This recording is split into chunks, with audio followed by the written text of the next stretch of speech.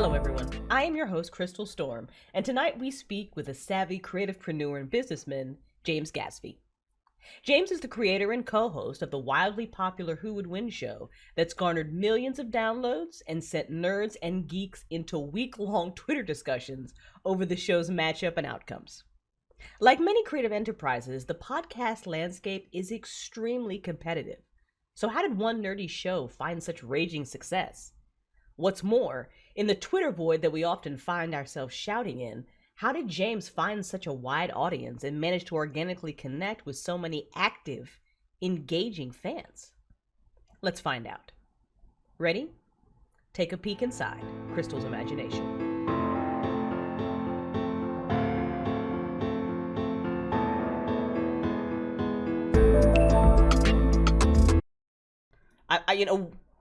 You want to just jump into it? That's awesome. That's fantastic. Okay, why can't they hang on? Professional streaming right here, like live show. And for whatever reason, like it's just not picking up James. James, talk again? What's that? Fantastic. Now we're good. Okay. Every now OBS just trolls me. Every now OBS is just, it's whatever. All right. Hello, everybody. Welcome to episode 3 of Crystal's Imagination. This is what happens when you do shit live. Okay. This is just what happens when you do shit live. This is how it goes. This is totally how it goes. Welcome to episode 3 of Crystal's Imagination podcast. I am your host, Crystal. I am joined today by very special guest, very busy man, James Gavsie. And I am so happy that he's here because he's a good friend of mine. I've known James for like a while now. We've worked together on some projects. We geek out on Twitter. Every now and then he'll even respond to my emails because he's so busy. And I am just really appreciative that he's here and that he was able to carve out some time to come and talk to us today because he's got so much knowledge to share with you guys. So this episode is going to be just amazing. James is the co-host of the very, very popular, you guys might have heard of it, Who Would Win show. Some of you Twitter nerds might know a little something about the Who Would Win show. He does so many other things, and he is a Twitter master. I think, James, what is your follower count now? Like 60K or something? It's like ridiculous. Something like that. But thank you. You know what? Don't stop. Go on. I'm really enjoying these this whole description of who I am, and I think I need to hire you as my publicist and as my life coach, and just as a great person.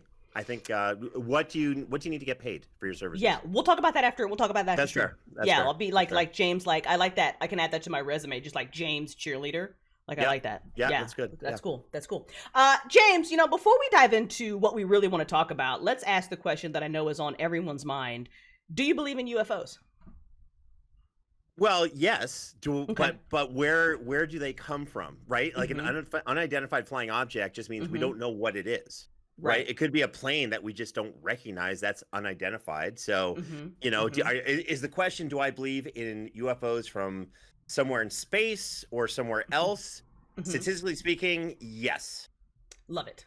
Yes. Love it. Yeah. Okay. There was like a whole 60-minute episode last night about UAP. So I just had to ask the question mostly for my audience, just to put you on the spot like that. Yeah. Okay. Well, okay. Yeah. You want me to geek out for a second? Let's do it. So I'm a nerd. I'm a nerd in many different areas. One of them is in advanced military technology. And the latest rumor is, is that, and again, it's a rumor. I have no proof whatsoever, is that some government military developed a ship where they were able to decrease the mass of it by like 80% somehow using some type of technology. And then the rockets were more powerful and they had ways, because it's so light, they can stop at midair. There's stuff and it's unmanned. So that's why it can stop and then kind of go up at weird angles and everything. And I'm like, maybe. That's cool. Yeah. That's I don't know. That's, you know what? Aliens totally gave it. I don't know. Aliens. That's a different show. Don't worry about it. Okay. Okay, no, it's fantastic. So yeah, let's just get into Who Would Win. That show it's so much fun. I've gotten to judge on it before. I listened to episodes. I've been into Twitter debates and discussions about it that have lasted for literally weeks. Like your Who Would Win fans are like cult crazy. It's phenomenal. They're making trailers for you guys now, which is just like insane. That's fantastic. How did that all start? This was a proof of concept for a TV show I was pitching. That's it. So I was working for a digital platform called Mikasa. I'd say look it up, but it doesn't exist anymore. And they needed a talking head show that didn't cost a lot of money. I said, great, I'm big into the MMA scene. I'll bring in fighters and we'll talk about who would win between Andre the Giant and Bruce Lee. And everyone's like, oh my God, that's great. And I was supposed to be the host and let the fighters kind of debate it. And as we were doing this, they were like, James, you know how to debate this really well. Maybe you should do it. So anyway, the network went down, but I took the idea, started pitching it, and I said, let me just show a proof of concept. Because I think people like talking about this kind of stuff, especially when it comes to superheroes, fictional universes, and that's how it was all born. That's amazing. I love it. Just one. When is it going to be a TV show, by the way? Because I feel like Who Would Win would be an amazing TV show. Okay, so pre-COVID, we had live Fucking events COVID. lined up. Fucking What's COVID. that? Fucking COVID, man. It's, yeah. If I could punch COVID in the face, I would hit it with a bat. I'd pretend to punch it. What I would do is I'd say, okay, I'm going to punch you in the face. COVID would say, I totally deserve it. Go for it. I'm going to close my eyes, put my hands behind my back, and I'd take out a metal like Louisville Slugger and just, do what I used to do in Hebrew school to, certain people who owed me money. Anyway, the point is, I would totally, So pre-COVID, we had some crazy stuff lined up, and we're getting back to it now. We were doing shows at different venues. We're supposed to go to an axe throwing place in North Hollywood, and awesome. Our guest judge was going to be all lined up. Was going to be Dennis Rodman. Wow. Yeah. Wow, so, okay. and listen, Dennis Rodman, with Kim Jong-un, pro wrestling, multi-time NBA champ, but throwing axes on the Who Would Win show, we can all agree would have been the pinnacle of his career. I'm sure he's sorry he's missed out on that. Yeah, especially because then you could have had the internet do like side-by-side videos of Jason Momoa throwing axes versus Dennis Rodman throwing axes. Yeah, I don't know if you've seen that video of Jason Momoa. He's awesome. Is anyone surprised by how good he is at this? Right? No. So the weird part is I used to throw axes. I'm from Northern Ontario. So, CanadianJewishLumberjacks.com. You can find me on that site. So I used to, it's not a real site at all. Throwing axes is not as hard. It should be a thing. It's not as hard as you think. It still needs some accuracy. So I actually wanted to challenge Dennis Rodman, and I was going to do a double axe kind of thing as my ultimate move. But, we'll see what happens. I need this to. I don't know who we have to talk about. Delvin, COVID absolutely ruins everything. By the way, hi Delvin. I need this to happen. I will fly out. Yeah, you should. I was going to throw my co-host as an axe. Yes. You know what I mean? Just throw him. That. Yeah, just chuck Ray. Up this. Yeah, absolutely. Ray's a great guy, by the way. Ray is great. Awesome guy. I love Ray. Yeah, Ray is great. We need to, shout out to Ray because Ray is phenomenal. Yeah, I love talking to Ray. Disagree with everything he has to say. Don't really respect him that much as a man or human being, but a great guy. Yeah, now we need a new hashtag because I know there's a Ray is right is hashtag, so now there needs to be like throw Ray hashtag or something. I'll work on that, but there needs Please to do, yeah. That needs to be a new thing. Yeah, definitely. That needs to be a thing. Yeah. So James, you started at, you wanted it to be a TV show, you just did it, and then it became a podcast. It went from wrestling to you just kind of took your geek knowledge and said, you know what, let's just do it this way. And that's amazing, by the way, because anybody who I feel like looks at you doesn't say geek. And I don't want to like judge people like my appearances or whatever, but we're going to a little bit. You don't look like a geek. You don't look like the guy who reads comic books. You definitely look like the guy who works out at a gym and is an MMA fighter, which you are. I've got a big background in combat sports. Love it. I've been beat up, knocked out, submitted. You name it, I've done it. I've also done that to other people. It's just a lot of fun. And that all came from me being bullied a lot as a kid. Oh, wow. And and for a number of reasons why I got bullied. One of them was because I just loved geek culture so much. So growing up, geek culture was just nowhere near as embraced as it is today. So wearing a Batman shirt in, Quebec, was, grounds for getting beat up and, being made fun of that you like that stuff. So I may have gone a little too far in one direction. I may have chased down all my bullies as an adult, now that they're married with kids, beating them up in front of their families and just to send a message. May have gone too far, but that's where it all came from. And then I just loved, I as a little kid, I got an older issue of a comic book of Batman and the Hulk in this Marvel DC crossover where Batman actually beat the Hulk, as ridiculous as that is. And I remember getting in debates with teachers about this. And the teacher's like, well, there's no way the Hulk could have won. And I'm like, really? And I showed Batman how Batman won. And then I reenacted it on the teachers. They're all laying on the ground. I'm like, see, it works. And yeah, that's where that all came from. That's awesome. You know what? I don't think that went too far. I feel like everybody, that'll be a quote that lives with me forever. Everybody who gets bullied, just become an MMA fighter. Go beat up your bullies. That's probably, don't do that. By the way, it's very common amongst fighters. Yeah, I'm sure it is. Yeah. We're like, hey, by the way, I'm not this big time fighter or anything. I've done a couple little fights here and there. Challenge matches are always fun. Do those. Right. But yeah, I don't want to mislead anyone thinking I'm a UFC person or what have you. But I do train own an MMA facility called Max Impact in Pacific Palisades, Los Angeles. So I'm a fight nerd and a geek culture connoisseur. Fantastic. For anyone listening, James, for someone like me who is literally like 4'11" and like maybe 100 pounds, what type of fighting style would you recommend? I would use Cheat Fu. Like yeah. It. So I've actually been commissioned to with different groups to do self-defense geared towards women's self-defense. And the best thing to do is to, number one, have that fight mentality. Like, I'm going to fight like hell because I should. Most when you look at criminal psychology, most people who are dumb enough and stupid enough to try something against a woman, for example, they're expecting someone who's an easy target, not ready to fight back. And the moment they realize they are ready to fight back and they're not an easy target, they typically take off. Nice. So the big thing is to have the mentality. And as listen, I'm 6'3", 260. I'll tell you, some of the most vicious and most awesome training partners and instructors I've ever had were women. And when it came to weapons or jujitsu or just especially boxing, angry, but also they just knew how to hit hard and they were very technical. And yeah, women can kick ass in a major, major way. Fantastic. Everybody, Cheat Fu. That's it. Cheat Fu. Cheat Fu. Yes, he did just give me clearance to hit somebody with a chair, Bun. That's phenomenal. Free reign for that broken beer bottle. I love chat. They shouldn't have been doing whatever it was. You know, don't start now. Don't get hit with a chair. Like, that's it. Thank you. Put it on a t-shirt. Hashtag. There it is. Quote me, damn it. Okay. So, James, the podcast landscape is like so populated, especially now. I feel like maybe, you might have snuck in maybe like a little early, but you've had this longevity with the show. So let's kind of, let's really dive into it. If someone, wants to kind of mimic your success, what would you say to them?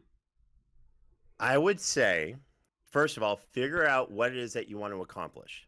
Right? Is this a moneymaker? Is it a proof of concept?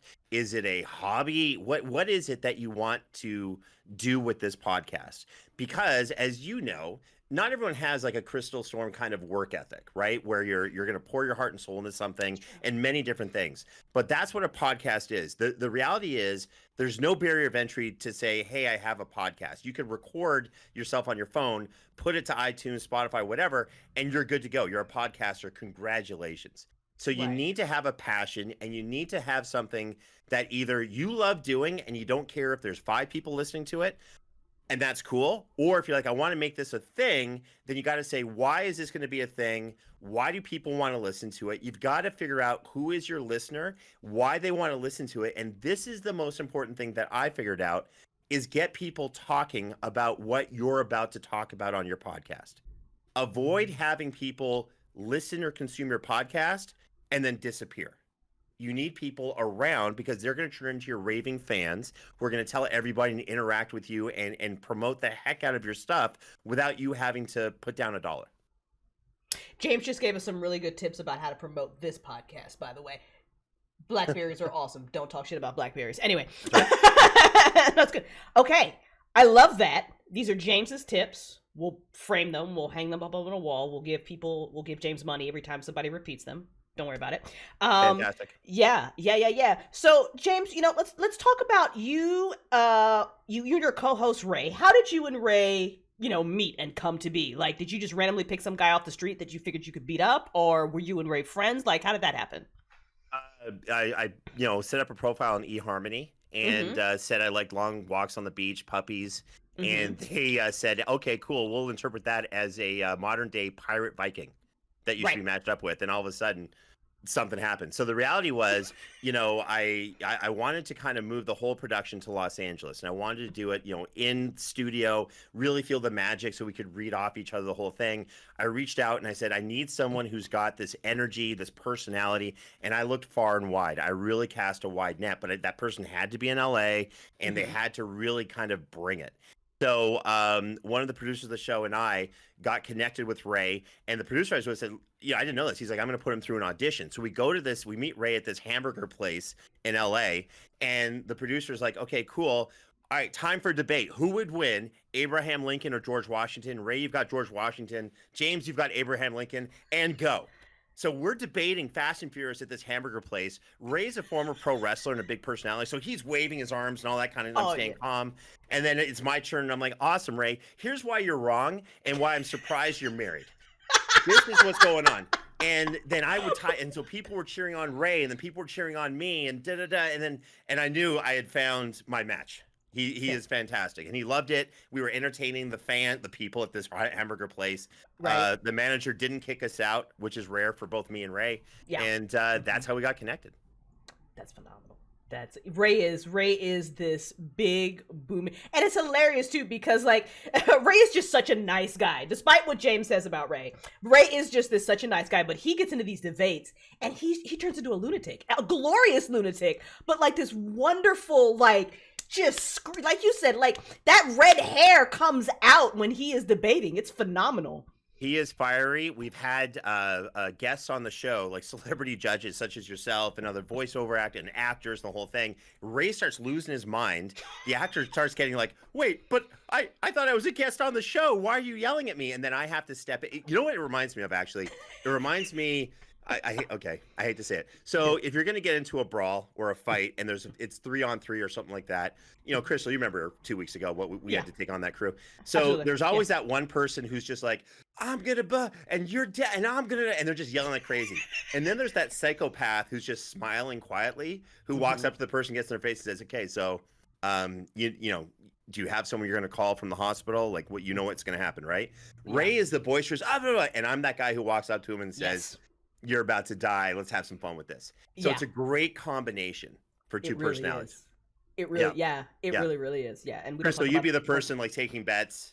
Yeah, I would be the person taking bets. The guy's down. I just kind of kick him a little bit. Yeah, definitely. Well, you'd be the leader. You're the leader of the game. So, I get to be the leader. Oh, it's phenomenal. I love it. Crystal, don't get your hands dirty. No. Right, Ray and I will take care of whatever. I got it. I love it. This is even better too because I'm literally 4'11", so the two of you being my bodyguards is phenomenal. I love this.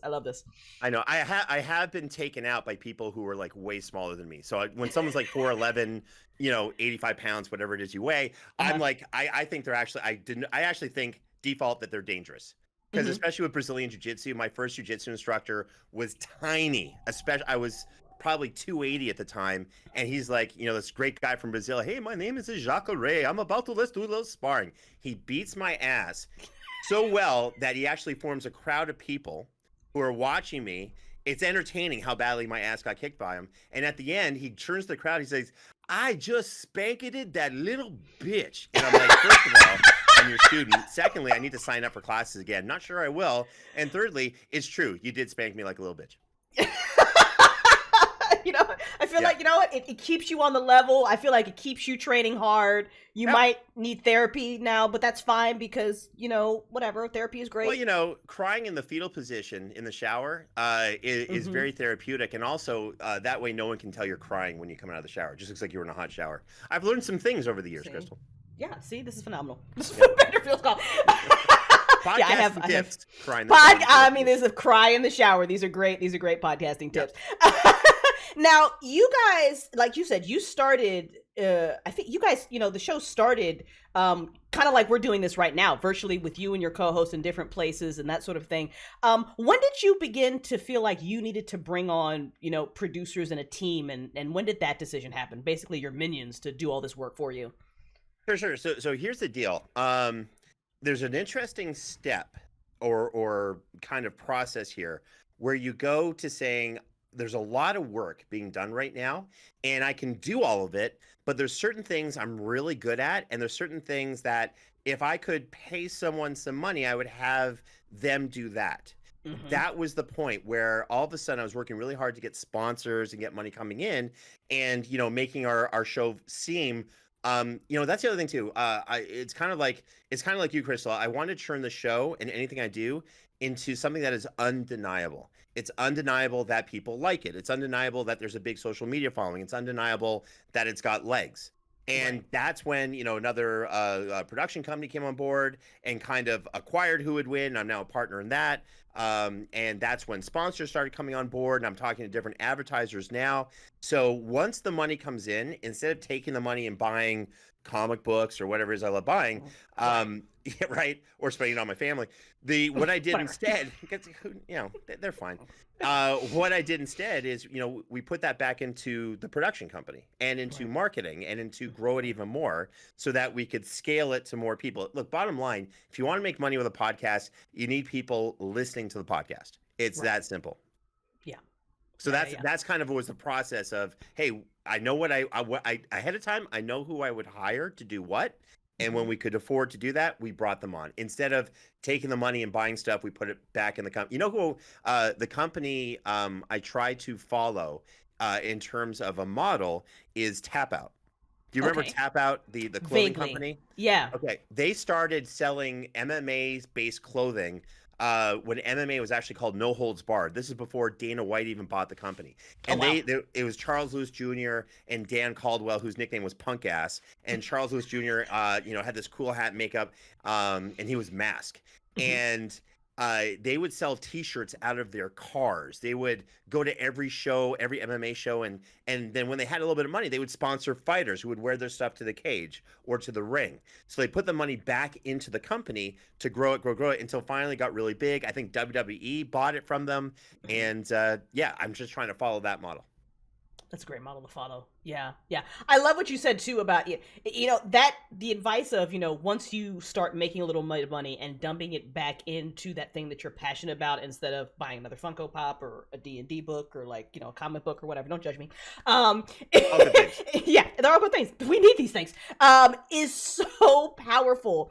And look, marketing is important. Like you said, you found ways to start a conversation around your podcast. And then as you got a little bit bigger, you started hiring professionals. And I can say without a doubt, one of the best amounts of money that I have ever spent, besides these Funko Pops behind me, is on a marketing person, just to help me wrap my brain around it, to have that, because you'll have all these ideas that you think are great, and your marketing person will be like, listen to them, by the way. Listen to your marketing person. Okay. When you hire the marketing person, listen to them. Please do. Sage advice. Absolutely. Yes. How has it been to do this in a live studio? And then kind of piggybacking off of that, if you were, if for any other podcasts out there who maybe have a co-host, would you recommend that if you can be in the same room to do that? Is that something, do you really feel like that's a better energy to have than doing something virtual? For me personally, absolutely. Whenever Ray and I are in, and of course with COVID, we've been remote. And we've been doing, I think we've been doing a good job being remote. But when we're in person, kind of like nailing each other, I'm watching how Ray is reacting to my points. Every once in a while in live in studio, one of the things I think I did this, one of our first episodes is, it was Muppets versus Sesame Street. So he's like, well, talking about whatever. And I had Sesame Street. I'm like, awesome, Ray. Hey, we're going to take a call. And Ray's looking at me like, what, we're taking a call? I'm like, oh, we're taking a call. Elmo's just called into the show. And Elmo, this guy pretends to be Elmo, and he did a great job. And he was talking about how it's true what I was saying about Ernie, that he was actually the kingpin of crime of Sesame Street, and that he couldn't say too much or else Ernie would come down on him in a bad way. So seeing Ray then react to me and me react to Ray, there's magic to be had. Now, with that being said, other people may like to do things remotely. So my advice is, what is the format that works best for you? Right? In terms of what works best for you, what is the easiest for you to do at a high level, right? Consistently. So if being in studio or in person, the same place, you can pull it off at a high level consistently, do that. If being remote works for you and you can pull off a high level consistency, do that, right? Now that COVID hopefully is kind of stepping back, I can't wait. I've already talked to Ray and the production team. They're like, hey, we're saving a lot of money by being remote. And I'm like, yeah, that's done. we're going in studio, and that's how it's going to be. And they're like, okay. Yeah, it's like put it in the budget, just do it. Yep. Yeah, definitely. Do you throw things at Ray, by the way, when you guys are like arguing? We don't actually throw things because Ray and I are very big, large people. So we'd be throwing furniture at each other, and there'd be a lot of collateral damage. You know, I don't want to have like a really good celebrity actor guest judge get hit with a couch on the side of the head. She may not like it. Ray may not, you know, or a chair or something. We're not small we don't think small. Like, you know, throwing a pen, that's actually a brilliant idea. That thought had never crossed my mind. Or a crumpled up piece of paper. Right. I love how you just immediately went to couch. Yeah. Yeah. I want a large object we can toss. You know, can I grab the engineer and throw him? Possibly. Yeah. He's craving human contact. It's a win-win. There you go. Yeah. You know what? Sometimes you just got to throw a motherfucker. That's By the way, that's a t-shirt. We're coming out with t-shirt slogans galore. That's exactly. So much so. I do what I can. I do it again. So let's talk a little bit about the production aspect of the show, because you guys went from, you know, kind of what we're doing now with just at-home mics and that sort of thing to now you're in a studio. Did you see differences in more people listening once you kind of upgraded equipment or anything like that? Did you see any kind of a difference? Well, it's funny. The first time we went in the studio, the editor kind of screwed up, unfortunately, and didn't know how to edit the show properly. So there's all these different pieces, right, that have to be working well. What I did see was, this was really cool. I had a lot more pride in the show. Like, I took a lot more pride in it. So when I talked with, like, we had a sponsor, it was Final Draft, the script writing software. And they said, well, tell us about your show. And I said, yeah, we do a professional thing in a studio. We've got a great engineer. Here's the name of the studio. They looked it up, like, oh, wow, that's great. They came on board as a sponsor. They actually sent us one of their people who does a podcast, who's he interviews actors all the time. And it really helped me feel like I could present it legitimately as a show. So, by the way, it's the Who Would Win show. It's not the Who Would Win podcast. It's nothing against podcasts, right? Joe Rogan runs a great podcast, but it's a show. The reason for me personally, I call it a show, is because that way I give it a lot more weight. I give it a lot more significance. I treat it like a show. I'm like, well, let me listen to the last episode. You know, I could have done better there, or let me change this, or so it really makes me. It gives me a lot more energy to put more into it. I like that. These are a lot of good tips that I think podcasters, new and old, can definitely take away from this. James, what would you say is the podcast? Because there are so many podcasting platforms out now. You can put your podcast literally just fucking everywhere. What would you say are like the top 3 that if you want people to find your podcast, you need to be on this? Great question. I can't answer that. Okay. And I'll tell you why. Because I don't know. So with podcasts, you know, we put up a link to our Apple Music, you know, link for our podcast, but we're on Spotify, we're on everywhere else. The reality is that if someone is interested in listening to your show, they'll have a way of checking it out. So, for example, you know, we just did Naruto versus Omni-Man from Invincible. And Naruto fans will listen to you any way they can if they like the content. And so all of a sudden they'll listen on Spotify or, you know, wherever, we are. And by the way, it's easy to place your stuff everywhere. It all depends. See, here's the other thing. Okay. We did an interesting experiment. Ray and I and the production team were talking about our ratings, right? And listeners. And we found that when we used anime characters, sometimes we had a dip. And I said, well, that's weird because a lot of people who, you know, interact with us love anime. Our fans love anime. Why are we having a dip? So what I discovered, I did an experiment, and it turned out my hypothesis was correct, that people who love anime don't want to listen to people talk about anime. They want to watch people talk about anime. So that interesting, network, right? Yeah. So your audience not only resides in different places on different social media platforms, they'll consume your content in different ways. So my biggest piece of advice is to have a video format and an audio format, because why not? Absolutely. It's super easy. Absolutely. And all of a sudden we got a lot of viewership. The show did well audio wise, but viewership wise, we're still pouring in numbers. So now our show is going to be turning into a video format primarily, instead of just an audio format. Been telling him that he needed to do this, by the way. I've been screaming I don't remember for the longest time that he needed to do video. Yeah. He's going to say it now. I remember you said, James, don't eat yellow snow. It's not lemon flavored. I'm like, that turned out to be true. That was great advice. You said, hey, don't vote for that guy because it turned out to be great advice. And now this was also great advice. And again, it just I get hit in the head a lot, Crystal. Yeah. I'm not the fastest thinker. I don't process information sometimes at all. You catch up though. You do good. You It takes me a few years. Sometimes you got to draw a picture, but it's fine. It's fine. Yeah.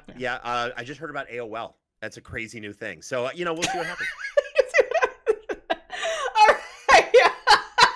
We are on with the very awesome James, co-host of the Who Would Win Show, the brains behind the Who Would Win Show. We're going to take a quick break. If you are listening, watching, wherever you are consuming this content, please like, subscribe, comment, tweet it, fucking put it on Facebook, Instagram, I don't care, just everywhere. And we will be right back. Do you ever find yourself thinking about who would win in a fight between Goku and Superman? Hi, I'm James Gavsie, and on the Who Would Win show, me and my co-host Ray ignore anything important happening in the outside world and debate fictional battles between characters from comics, movies, and video games. We got a new show every week, and almost always am I the winner. Yeah, not true, Ray. In the past, we've discussed such matches as Captain America versus Darth Vader, Solid Snake versus the Iron Giant, classic matchups like RoboCop versus Terminator, and even the Muppets versus Sesame Street. That one was crazy. So if you're a fan of geek culture and love a spirited debate, check out the Who Would Win Show wherever you get your podcasts, or check us out at whowouldwinshow.com. This is SVT Agent 19. Look, I'll be delivering reports regarding events on planet Earth concerning your freedom, your ascension, and those that want to keep you right where you are. Look, Earth isn't special, but it does have a purpose. We all do. And we've been getting help. Somewhat. The Galactic Federation is made of 6 alien races. Archangels, Syrians, Pleiadians, Draconikas, Greys, and the Anunnaki. The Archangels help us when they can, but look, they didn't always. They're not what you think they are. They were warlike. They helped enslave us in the beginning, but they ascended, like we have to do. The Greys and the Anunnaki, they fucking suck.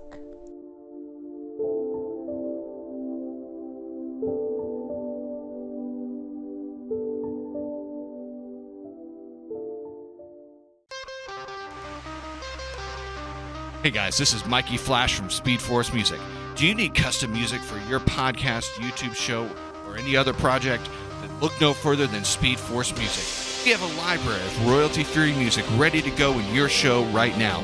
Or if you'd prefer, we can also custom craft music directly to your specifications. So for your next project, look no further than Speed Force Music. We are on SoundCloud at soundcloud.com/speedforce-music, or you can find us on YouTube under Speed Force Music. Let us custom craft a song directly for you.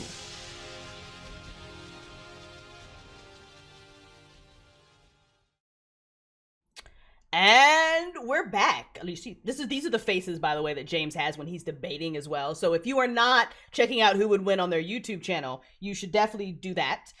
Definitely listen to them on your podcast platform of choice. Check out their website. Make sure you're following everybody on Twitter. You'll have a good time. You will literally how I met James is, I think it was a Star Wars Who Would Win, and I was just like, hold up, and I had to get in it. That's true. Chris, I do recall that, actually. You had like the best responses. Like everyone's like, I think it was like, who would, Luke Skywalker versus whatever, and you're like, let me explain why I'm right. Yeah. And when you start off a post like that, I'm like, go on. Someone's confident. Okay. Let's see what's going on. You know what? Shout out to my old high school debate coach, because I used to do this debate thing, and it kind of just stuck with me. So now I'm just like, hang on a second. I would hire you as an attorney, by the way. Thank you. I wanted to be a lawyer for the longest time, but then I just smoked too much pot and had too much fun in school, and that just didn't turn out. So, there's pros and cons to both. Yeah, that's what I say. Speaking of Twitter, James, you're great at it. And I remember that you and I, back in the day, we had a conversation where you were talking about how, you've hired marketing firms and all this, that, and the other to do your Twitter, and they sucked. And you were just like, I just figured it out and did it myself. So let's talk about that. How did you manage to find such success on Twitter, just on your personal account? Like, forget the Who Would Win account, just you. Well, okay, so I've got a background in software development and databases. Like I said, I'm a nerd. I'm a nerd in different ways. I was that weird kid at 12 who was coding and doing all that kind of cool. It's not actually that's not weird anymore. That's a cool thing to do these days. That's totally cool. Yeah. Slightly ahead of my time, as I am in most things. Here's the deal. Regardless of the platform, social media is a living, breathing database with mood swings. I love that. That's how I see it. You're right. One day it's happy, and then one day it's sad, and one day it's, cool with something, and another day it's not. But whatever it is, it's mood swings, but it's a living, breathing database. It's dynamic, which means, in my opinion, it changes rapidly. So realizing that, I did hire a social media marketing company, and the results were not only horrible. I think like for Twitter, they got me for my MMA business. They said, "Hey, great news!" A week later, great news! You have 7 new followers on Twitter. I'm like, awesome! I hired you because you told me Twitter was where I should go to bring people in through my front door for my MMA business. By the way, that was completely wrong. That's not what you do Twitter for. And I said 7. Wow. Okay, let's have a contest. Let's see how many people you can get next week. Let me see how many people I can get. And if you beat me, I'll hire you for another 6 months. So they got me in another 7, and I think I got over 1,000. And then it was kind of weird. They kind of said like, well, how did you do it? I'm like, feel free to hire me as your social media, consultant if you want. We didn't talk much after. The point is that you've got to know the audience. You've got to know who you're going after. That's it. The other thing I realized, and Twitter's a different animal than Instagram, Facebook, and what have you, although there are similarities. So with Twitter, it's a conversation based on shouting. Yeah, it right? really is. Yeah.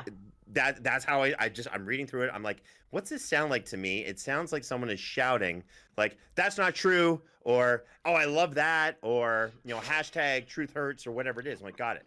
So what does someone who is shouting, what do they want to have happen? They want validation, and they want a response that's typically in favor of what they're saying.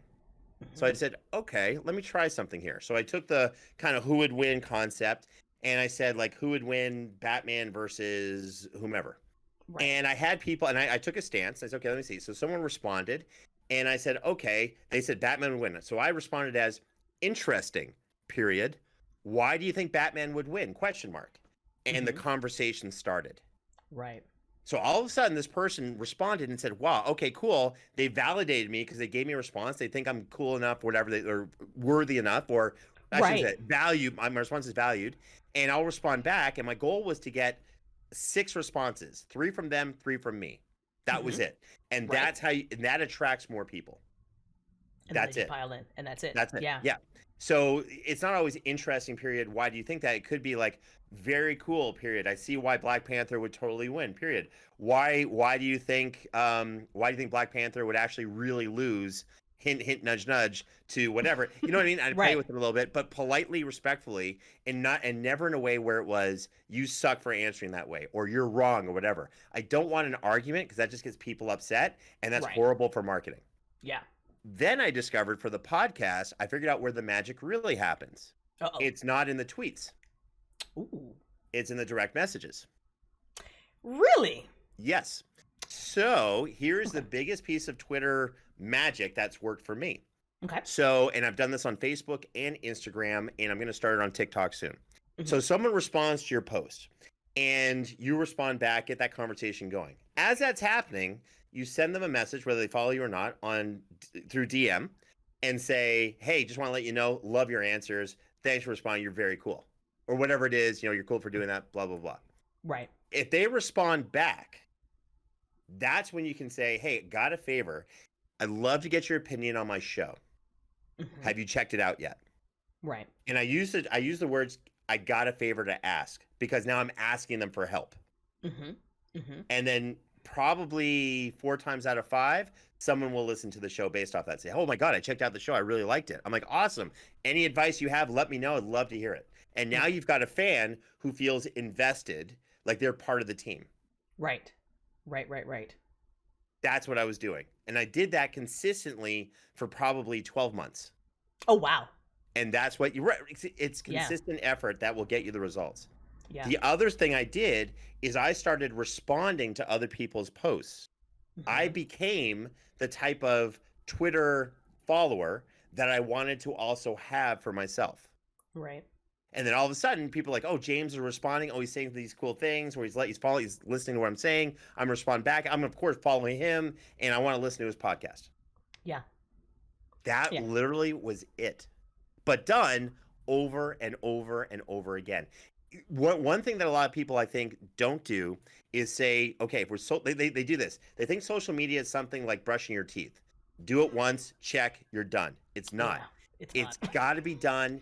I say it's an hour a day in 5-minute increments. Interesting. Okay. Hour a day in 5-minute increments. So from those 5 minutes, you are retweeting, you're commenting, you're answering DMs, then you do something else, and then you come back to it, and this, that, and the other. Yeah, throughout the day. Yeah, it could be 10 minutes, 6, whatever it is. Right. But you don't need to be on there. Now, you get most of your responses almost immediately within the first 20 to 30 minutes. Mm-hmm. But then retweet your own post. You know, that's the funny thing. I've talked with a number of social media people like, oh, and it's really bad form if you retweet your own post. I'm like, really? Why?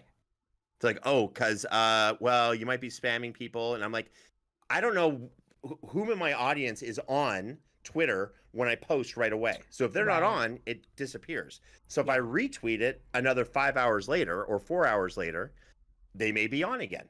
Right. And all of a sudden, I've had posts that went nuts when I retweeted them. I post them at 8:30, I retweet them at 12, and they'll retweet them again at 3 or 4. And it's at 3 or 4 where they go insane. Yeah.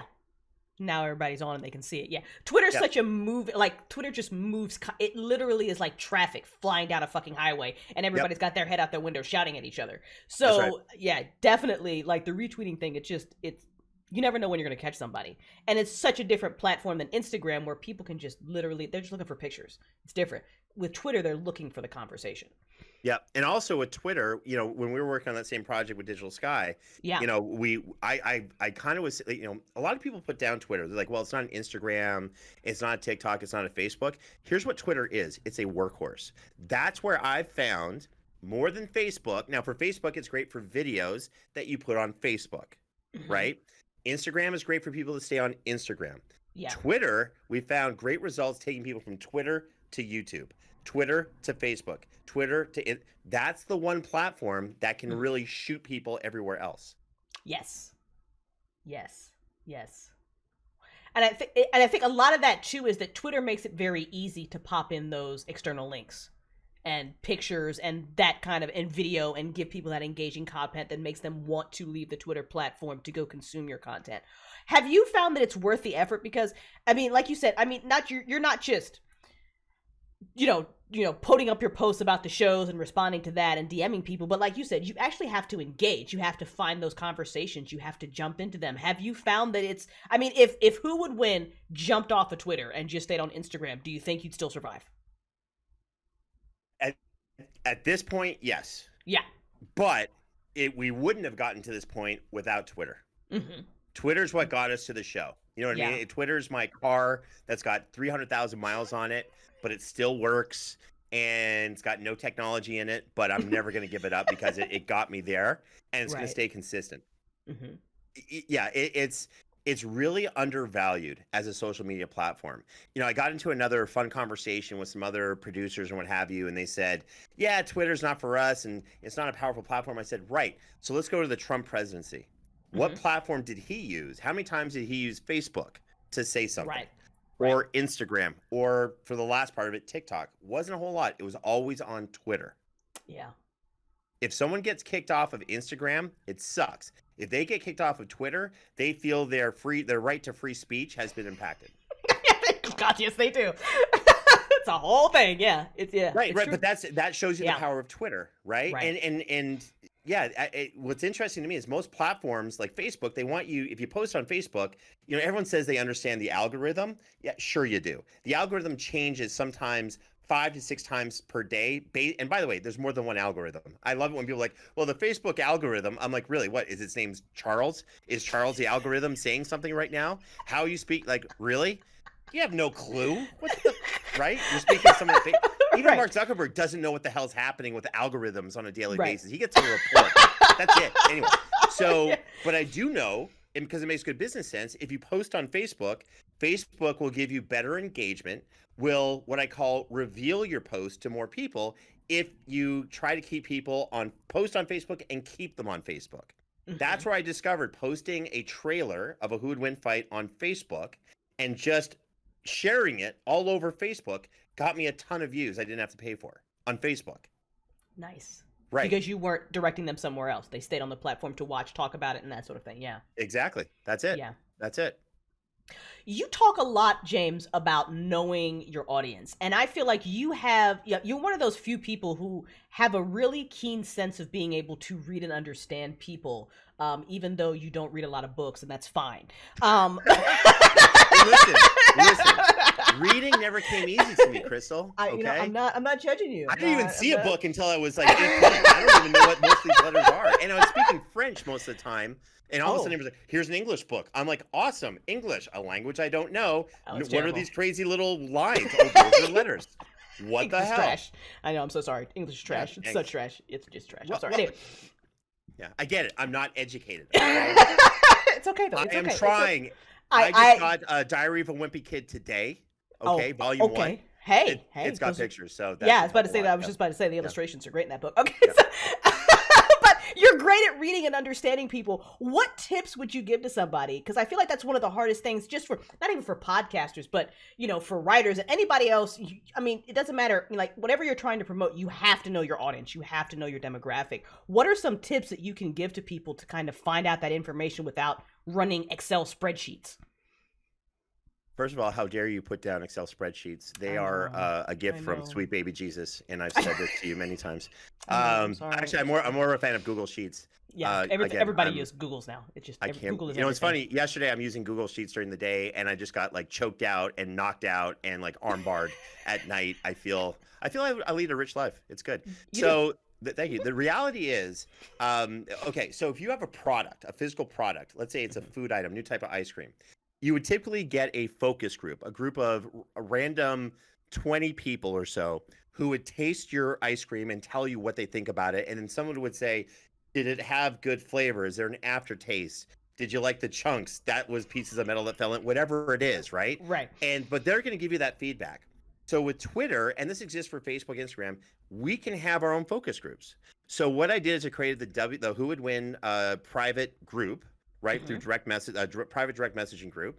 And every once in a while I'll say, hey, what does everyone think of this? Or why do you like this? Or I'll see how they react to a post. And I'll say, well, why did you like it? Why did you disagree? Or what was your favorite part of the episode? And I have my focus group that are made up of like raving fans of the show who all of them want to see the show succeed. Right. That is I don't want to call it the secret weapon, but I just feel like it's frustrating when I talk with other podcasters, people trying to create digital content, and they say, well, how do I grow my audience? And I'm like, well, ask for an audience and then tell your audience, hey, who wants to be part of my inside group here, my focus group for the show? I would love to get your help. You'll have people who volunteer because they want to see your show succeed. People are really cool.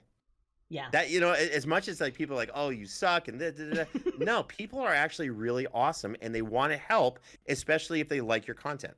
Yes. Okay. All right. When you first were starting out to kind of get your Twitter audience, before you could find these Facebook group, fuck the groups. Words are so hard. Oh my God. Were you targeting geeks? Were you targeting nerds? Or did you just kind of throw it out there and just watch the responses and then kind of base it off of that? So I started this. This is horrible. My wife hates me for this. I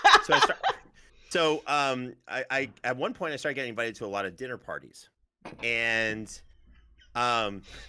his wife is an attorney, by the way. This is amazing. Yeah, my wife is an attorney and literally a genius, has a genius IQ. It's a legit, she got a test, she's a genius IQ. And then there's me. The running joke I have that unfortunately everyone agrees with is that I won the lottery with my wife, Roxanne. She must have either lost a bet or something. And that's how the magic occurred. So we're at these great dinner parties and people were talking about politics or, the latest type of whatever vacation homes. I mean, these were some pretty cool parties in terms of high-end people. Clearly, I didn't fit in, and I got bored. And when James gets bored, hijinks ensue. So one particular evening, it's like a whole table of doctors and lawyers and everything, and just high-level thinkers, PhDs. And I said, and there's a little lull in the conversation. I said, hey, quick question: who would win, Luke Skywalker or Spider-Man? Okay. Right. This was like 2 hours of excruciating political talk on both sides. Yeah. I'm losing my effing mind. So I threw this question out there. There's silence for a second. And I'm like, okay, let's see what's going on. And then everyone had an opinion. Everyone got into it. I'm talking like, the golf club, the country club, soccer mom. She's like, well, Luke Skywalker would win because, he could use the Force and just trap Spider-Man midair in like a force field of a force bubble. Clearly, what's he going to do? And then this other doctor is like, well, no, because Spider-Man would use his spider sense and know that something was coming his way and he'd dodge. He's much faster. And I'm like, oh my God, these people are talking about it. Right. Then I went to different places and I'd ask them the same question: who would win, Luke Skywalker or Spider-Man? And everyone had a freaking opinion on it, regardless. So instead of saying this is a geek-only show, I say it's for geek connoisseurs. It appeals to anyone who has an opinion, who's ever had a superhero or this fictional character they love. By the way, I believe that's everyone in the world. Yeah, I feel like that is true. That is definitely true. Yeah, everybody's got one. Everybody's got a fandom. I don't care who you are. Everybody, even like you said, even the president of the freaking golf club. Yeah, he's like, huge. Yeah, he's like after that, he's like, now important question. I'm trying to imitate him. I don't know what Biff sounds like, but he's like, now important question, Biff. James. I love that his name's Biff too. This is my God, it's so LA. I can't. I'm gonna die. I know one Biff and one Chad. They were both at that dinner party. So, And I'm like, I don't know. He's like, where can I get Spider-Man t-shirts? I'm like, I don't know. Check out Amazon. He's like, do people shop there for such things? And I'm like, I'm going to knock you out. And when you wake up, I'll show you the wonderful world of Amazon. All right. I am never allowed to go to a dinner party with you and your wife. Not that I ever would, but because you and I, I was about to say, we just get in trouble because I couldn't do it. I get invited to a lot of dinner parties once. Mm-hmm. And that's it. And then it's just that's over. it. Then my wife goes and she's like, I'm going to have what's called, adult dinner. And you can, I stay at home and watch My Hero Academia with my kids. And by the way, I love it. It's awesome.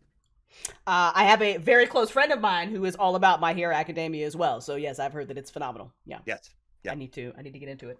I will tell you one thing for podcasting and digital content. The one other key is never think you found the perfect format or the perfect formula. It can always be improved.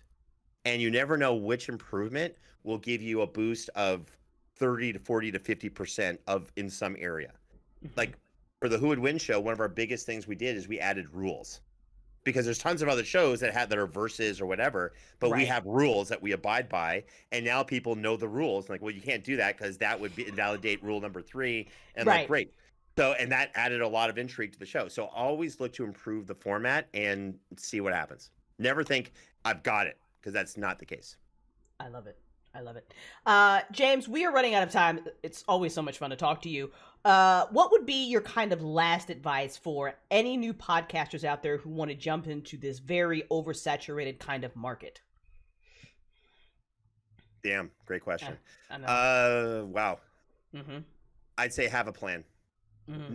Know where you want to be, and not just what you want to do. Where do you want to be in 6 months? Where do you want to be in a year? And do you want to monetize? Is it know what you're getting into? Know what you want to create, and be very true to that, and be ready to shift if you have to. These are good. These are good plans. I would also love to play D&D with James, by the way. Ken, that would be amazing.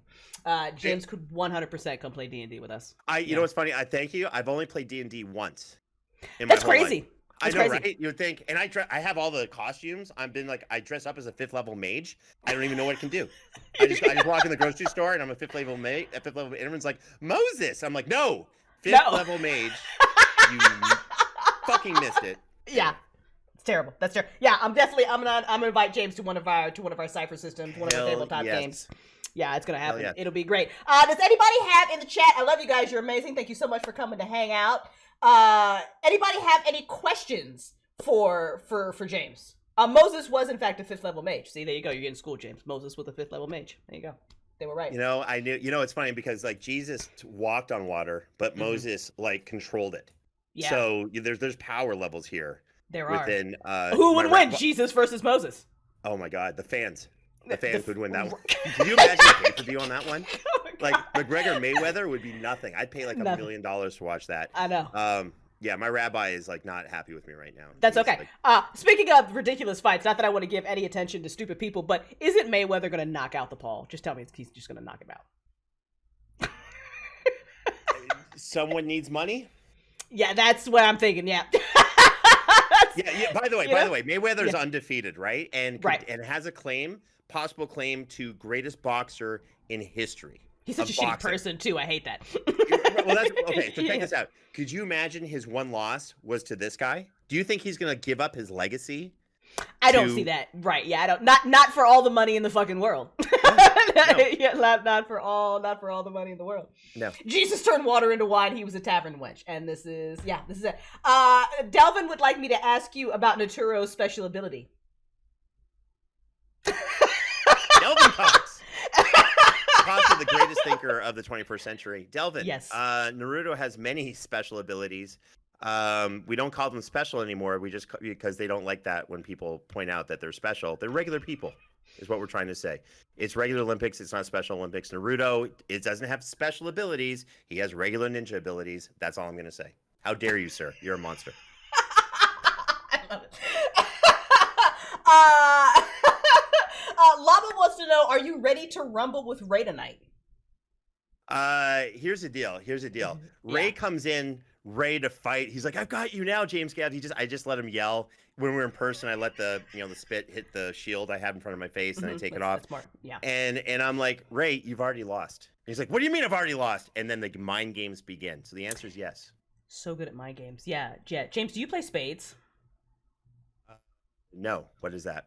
That is a card game where mind games are rampant. I'm gonna, you know what? I'll be out to LA one day when it's safe and there's no virus. We gotta listen. When the world opens up, I've already talked to the team about this. Like we now have what's called a budget.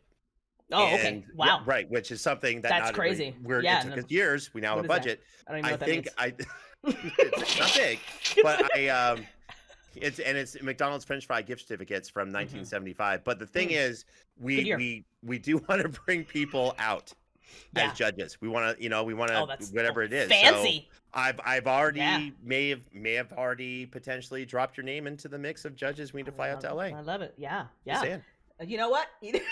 Spades is almost brutal as Uno. Yeah, he does have to play card Monopoly with us as well. James would be terrible at not terrible, but he would be like brutal with card Monopoly. We're gonna get into it. Don't put me near Monopoly. I'm a monster when it comes to Monopoly. And what I want to do is I pull a Conan the Barbarian. I want to crush my enemies with Monopoly because I used to get crushed and I hated it. Right. But that person's dead now. He used to do that. So now I take it out on whoever I play with. That's fine. I mean, that guy probably deserved it, so don't even worry about it. Yeah, James, you know what? Last question before we go. Who is your favorite? Who would win judge, and why is it me? Well, Crystal, there's many reasons why it was you. First of all, you always had you have this great mind where you really try to see both sides of the equation. And the other reason why I think it was you is because you gave me a lot of wins. Yeah. And that made me feel good on the inside. I mean, you paid me a lot of money, so I kind of felt like I owed you. I did. Yeah. And there's more coming, by the way. Okay. And the other reason why you're my favorite is because you always had these funny comments at the end of a point. Like I'd say, Ant-Man is going to do da-da-da-da. And you're like, got it. Ant-Man's a little bitch and can't swim, get stepped on. Yeah. Got it. And I'm like, that's not what I said at all. And you were like, what? I'm like, that sounds fair, Crystal. That's a fair assessment of my character. Yeah. That's good. There's a lot of fear. When there's like a who would win archive in museums, I'll find my notes that I actually took that are really just me doodling and making fun of you and your co-host, and I'll send them over to you so you can put them in. Love it. That's like some Smithsonian type of stuff right there. That is some Smithsonian type shit, right? Right. I don't know the name of that kind of stuff because growing up I didn't speak words, so I don't know. I heard there's things like a museum. Yeah. Where you can go and so someday I'll go to a museum. It'll be great. That's a lie. I'm never going. You're never going to. It's fine. Maybe your wife will take you one day when you've behaved or something. I don't know. She literally takes me out, right? And even Why? when we go out, Why would she not? I couldn't, I don't understand. And then the worst part is we're out in a really fancy like plaza or something and see like these Hollywood types, and then all of a sudden I feel the tug. You know what I'm talking about? Where I have to wear that brace with the thing that all the other kids have, and she's pulling that back, and I get flung back because she's very strong. And I'm like, this is demeaning to both of us. And she's like, shut up. I'm like, yes, ma'am. And then, I cry on the inside. Yeah. It's fine. It's only in the shower. Only the shower. By the way, my wife, all seriousness, my wife is a superhero. She's amazing. She's incredible. I am the luckiest person in the world, other than you, Crystal, because I know you're with someone who's amazing as well. I am very, yes, we are both blessed in that way. We are. I would never make fun of my wife. It's not just because I'm afraid of her. I very much love her, and she's awesome. Happy wife, happy life. It's a true story. It is a true story. James, thank you so much for your time, for being here. I so appreciate it. Please tell everybody where they can find the show and connect with you on Twitter, and just tell you why you're wrong about the points that you make in Who Would Win shows. Well, first of all, I'm right in everything I do with the Who Would Win show. I use what's called the intoxicating mind fog. One of our guests coined that term, #IMF. I use that in my everyday life to get whatever it is I want at that moment. And then, you can find me on Facebook, Twitter, Instagram, soon to be TikTok, at James Gavsie or at Who Would Win Show. Find us on wherever you get your podcasts, and you can find videos on YouTube, Facebook. That's it. We're going to be going big this year. So we'll have some big announcements, some even bigger guests. One guest we're having on who I don't think we'll ever outdo. Her initials are CS. And, we'll just see what happens from there. It'll be great. By the way, spell James's last name right. It's Gavsie. Sometimes it's a very common name throughout the United States. Very common. It's like Smith. Everybody. It's a common name amongst Sasquatch, actually, in northern. If you go to Saskatchewan, we're named after the mighty Sasquatch, you'll find a lot of them's last name is Gavsie. That's why I have the long arms and can forage in the woods for berries. You would be really good at playing certain video games, but that's cool.